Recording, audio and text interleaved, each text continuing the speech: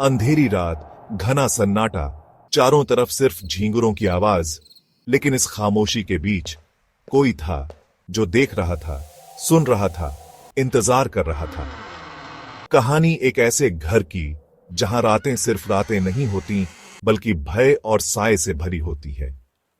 तिया का नया घर बेहद खूबसूरत था, पर गांव वाले कहते थे कि वहां कुछ अजीब है। कोई वहां रात में नहीं रुकता, कोई वहां जिंदा नहीं रहता। पर तिया को इन बातों पर यकीन नहीं था। उसे भूत प्रेतों में विश्वास नहीं था। लेकिन उसने नहीं सोचा था कि यह रात उसकी जिंदगी की सबसे खौफनाक रात होने वाली थी।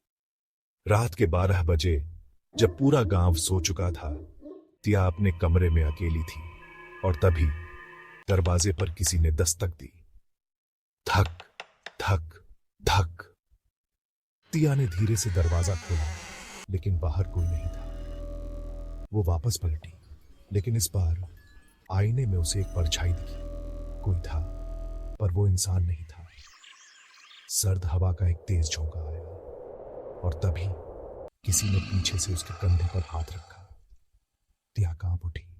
उसने डरते डरते पीछे देखा और जो उसने देखा, उसे देख उसकी चीख निकल गई।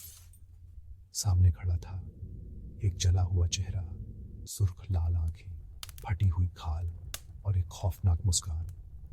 वो धीरे धीरे तिया की ओर बढ़ने लगा। तिया के गले से आवाज नहीं निकल रही थी। उसके पैर सुन्न हो चुके थे और फिर बत्ती बुझ गई। सुबह जब गांव के लोग घर पहुंचे तो तिया वहां नहीं थी। सिर्फ उसकी फटी हुई चप्पलें और जमीन पर कुछ अजीब निशान थे। कहते हैं तिया का घर आज भी वैसा ही खड़ा है, लेकिन रात के समय अगर आप वहां जाएं तो आपको किसी के कदमों की आहट जरूर सुनाई देगी। तो दोस्तों, क्या आप इस घर में एक रात गुजार सकते हैं? अगर हाँ, तो कमेंट में भूतिया घर लिखना मत भूलना। और अगर आपको ये कहानी पसंद आई तो वीडियो को लाइक, शेयर और चैनल को सब्सक्राइब कर दीजिए, क्योंकि अगली कहानी और भी डरावनी होने वाली है। मिलते हैं अगले वीडियो में। तब तक अंधेरे से सावधान रहें।